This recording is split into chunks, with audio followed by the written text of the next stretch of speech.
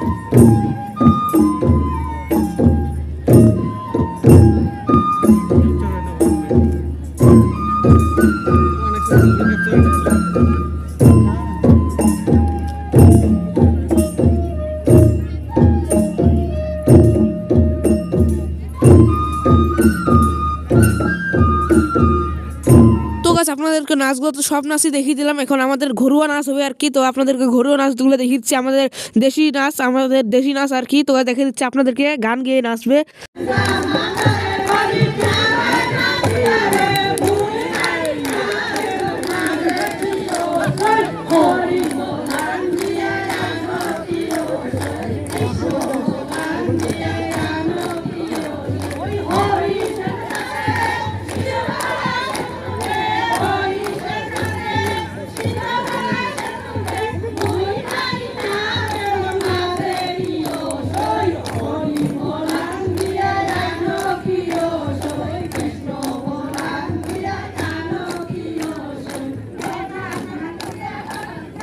তো গাছ আমি তো স্পষ্টভাবে সবকিছু আপনাদেরকে দেখিয়ে দিলাম। দেখতে পেলেন দেশি জনগোষ্ঠী মঞ্চ উদযাপনে দেখতে পাচ্ছেন আপনারা, সবকিছু আমি স্পষ্টভাবে দেখিয়ে দিলাম।